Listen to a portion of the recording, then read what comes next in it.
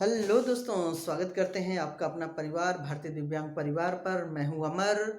और दोस्तों, शिक्षा ही हमारा मुख्य उद्देश्य है। शिक्षा का कैसे विकास करना है, शिक्षा को कैसे आगे तक ले जाना है। शिक्षा के द्वारा हम दिव्यांग भाई दुनिया के किसी भी मुकाम पर पहुंच सकते हैं। तो इसी को भावना को आगे बढ़ाने के लिए हमारे द्वारा इस यूट्यूब चैनल के द्वारा एक प्रयास किया जा रहा है। हम सभी मिलकर यह प्रयास कर रहे हैं कि हम लोग शैक्षिक गतिविधियों को भी जारी रखें। तो उसी शैक्षिक गतिविधियों में हम विभिन्न प्रतियोगी परीक्षाओं, चाहे एनटीपीसी हो, एसएससी हो, रेलवे हो, बैंक हो, किसी भी परीक्षा के लिए जो जीएस का जो सेक्टर होता है, जो जीएस के प्रश्न पूछे जाते हैं, उनके लिए एक विशेष क्लास शुरू कर रहे हैं। उसी क्लास में आज की ये पहला क्लास है। तो आज के पहले क्लास में स्वागत करते हैं आप सभी का। तो चलिए, क्या करेंगे, क्या पढ़ेंगे और कैसे पढ़ेंगे, इन सब बातों में हम नहीं उलझते हुए हम शुरू करते हैं क्लास, जो हमारा मेन टॉपिक है। तो चलिए देखते हैं कैसे पढ़ते हैं हम। तो आज हम इतिहास, आप जानते हैं इतिहास बहुत ही महत्वपूर्ण होता है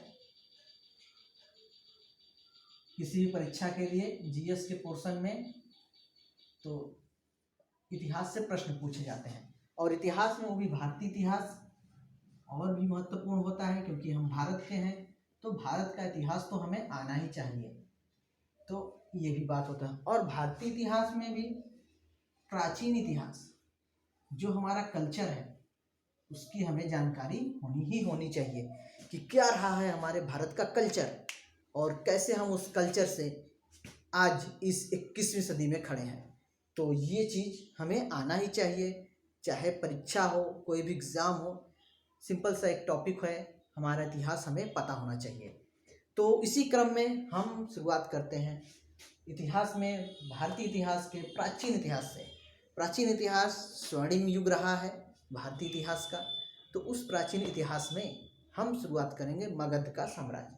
मगध के साम्राज्य में हम लोग आज ये टॉपिक देखेंगे कि किस वंश ने शासन किया और उसके संस्थापक राजा कौन था, यानी उस वंश का संस्थापक राजा कौन था। और ये सारी चीज़ें हम लोग ट्रिक से देखेंगे, क्योंकि ट्रिक से याद किया हुआ चीज़ हमेशा याद रहता है और एग्जामिनेशन हॉल में वही काम आता है। तो चलिए देखते हैं, ज़्यादा देर नहीं करते हुए। अब देखिए प्राचीन इतिहास में हम लोग मगध का इतिहास देखेंगे। ठीक, ये हमारा मेन टॉपिक है।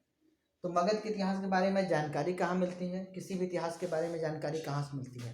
शिलालेख, लेख या सिक्के से हमें जानकारी मिलती है, या साहित्य, यानी जो साहित्य उस समय लिखे गए थे। तो इसके जानकारी के लिए हमारे पास दो साहित्य हैं। एक तो बौद्ध धर्म से संबंधित है, आप लोग जानते हैं बौद्ध धर्म, और दूसरा जैन धर्म से। जैन धर्म भी अगर आपने इतिहास पढ़ा है तो जानते ही होंगे। बौद्ध धर्म से जो संबंधित जो ग्रंथ है उसका नाम है अंगुत्तर निकाय।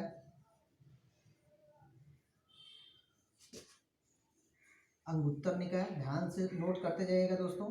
और जैन धर्म से है, उसका नाम है भगवती सूत्र। तो आपसे सिंपल सा प्रश्न पूछ सकता है कि ये अंगुत्तर निकाय किस धर्म से संबंधित है, या ये भगवती सूत्र किस धर्म से संबंधित ग्रंथ है। तो चलिए, हमारे पास साहित्य हो गया, उन साहित्य से हमें जानकारी हो गई मगध के बारे में। तो मगध क्या है और कहाँ तक विस्तृत था, हम इसको देखते हैं। तो जो मगध है, हम बात करेंगे मगध जो है, ये जो बिहार है, बिहार का एरिया, वर्तमान में जो बिहार है इसके एरिया में था। और इस बिहार में क्या क्या शामिल था? औरंगाबाद, गया, जो वर्तमान में गया है, नालंदा, ठीक है, और नवादा, ठीक, ये सब क्षेत्र शामिल थे। पटना, वैसे पटना को उस समय पटना नहीं, राजगीर के नाम से जाना जाता था। फिलहाल मैं आपको बता दे रहा हूँ, एक थोड़ा सा जो होता है ना, मतलब एक पिक्चर तैयार कर रहा हूँ आपके माइंड में कि कैसे सिस्टम रहा होगा और कैसे हम लोग आज यहाँ पर पहुँचे हैं। तो ये चीज़ था मगध के क्षेत्र में, ये सब था। तो चलिए देखते हैं कि मगध पे कौन से राजा ने शासन किया और किस किस वंश से राजा आए मगध पे। चलिए उसको देख लेते हैं, जो हमारा मेन टॉपिक है। तो मगध पे जो सबसे पहले जो राजा आया या मगध क्षेत्र पर जो शासन किया राजा, उसका नाम था बृहद्रथ। तो यहाँ पे आप ऐसे हेडिंग डाल दीजिएगा, वंश और राज्य। ठीक, तो वंश में हम लोग पहले देखेंगे, मैंने आपको पहले ही बता, बृहद्रथ। ठीक, और इसका जो राजा था या इसको जो संस्थापना किया इस वंश का, उसका नाम भी बृहद्रथ था। ठीक है, ये तो क्लियर आ जाएगा आपको कि बृहद्रथ वंश की संस्थापना किसने की, बृहद्रथ ने की। फिर उसके बाद हर्यक वंश। ठीक है, हर्यक वंश का संस्थापना करने वाला बिंबिसार। ठीक है, ये बिंबिसार हर्यक वंश का संस्थापक था। ये क्लियर हो गया। ठीक है, कोई दिक्कत नहीं होगा।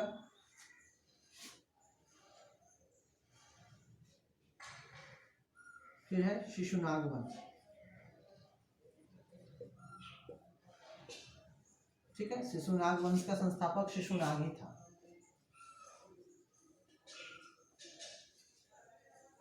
शिशुनाग ही था। ठीक है, देखते जाइए, बिल्कुल आसान है, बिल्कुल आपको डरना नहीं है। एग्जाम से कभी मत डरिए, एग्जाम को डरने दीजिए। ठीक है, तो शिशुनाग हो गया। फिर उसके बाद आता है नंद वंश। नंद वंश के संस्थापक थे महापद्म नंद।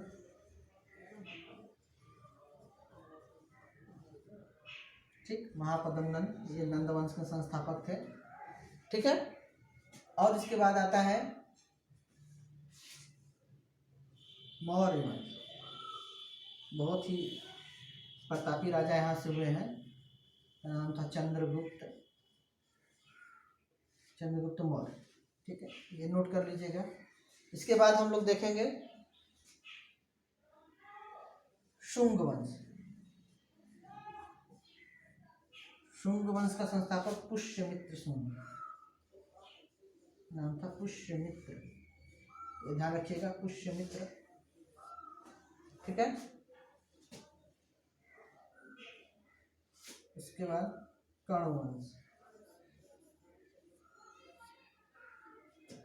कर्ण वंश के संस्थापक थे वासुदेव, ध्यान रखिएगा, कर्ण वंश का संस्थापक वासुदेव था। ठीक है, कर्ण वंश का संस्थापक वासुदेव था, ध्यान रखिएगा। उसके बाद सातवाहन वंश।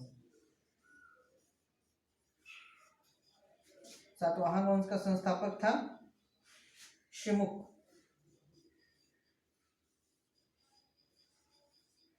ठीक, अभी आप देख लीजिए, ये सारे वंश आपको क्लियर हो गए कि बृहद्रथ वंश का संस्थापक बृहद्रथ था।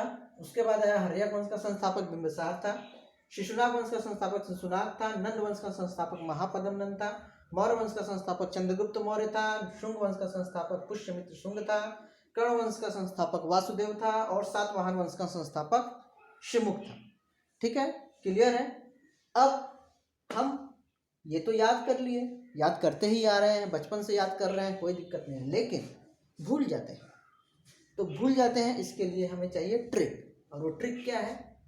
ट्रिक बिल्कुल आसान होता है और हमें ट्रिक बनाना चाहिए। जैसे अब देखिए, यहाँ से हमने बृहद्रथ में से व ले लिया, हर्यक में से ह लिया, और शिशुनाग में से शी लिया। ठीक, नंद वंश में से न लिया, मौर्य में से मौ लिया, ठीक है, माँ ले लिया, और शुंग में से शु लिया, और कर्ण में से क लिया, और सातवाहन में से सात लिया। ठीक, मात्रा उत्तरा जोड़ देंगे, उससे कोई फर्क नहीं पड़ेगा। हम का ले लिया, कर्ण में से का ले लिए हैं, मतलब का बना दिए।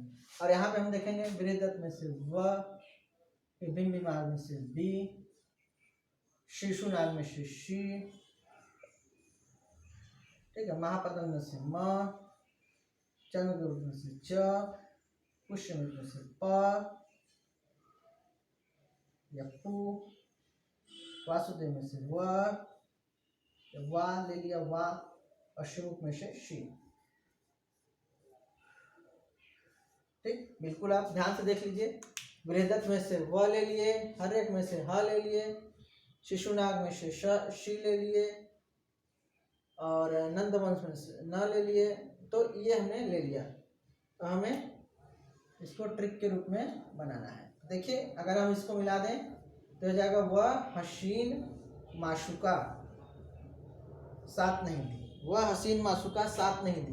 बिल्कुल आसान लैंग्वेज में इसको आपको याद करना है। वह हसीन माशुका साथ नहीं दी, वह हसीन माशुका साथ नहीं दी। और फिर क्या हुआ, अब यहाँ देखते हैं, वह हसीन माशुका साथ नहीं दी, वह मतलब और, विष मंच और पुआ सी, जो विष था उसने, ये यहाँ से हमने लिखा विष मंच और पुआ की तरह खिला के चली गई। यानी वह हसीन माशुका साथ नहीं दी और विष मंच जो बच्चों को चॉकलेट होता है और पुआ जो बिहार में खाया जाता है, मंच और पुआ की तरह पिला के चली गई। बस सिंपल सा ये ट्रिक याद करना है। और आपके सामने देखिए हमने बिल्कुल इजी वे में आपको बता दिया। अगर कोई समस्या होती है तो आप ज़रूर कमेंट करिएगा, चैनल को हमारे भारतीय दिव्यांग चैनल को सब्सक्राइब करिएगा और इस वीडियो को लाइक करिएगा। तो ऐसे ही आपको छोटी छोटी ट्रिक लेकिन काम की ट्रिक हम डेली देंगे। धन्यवाद।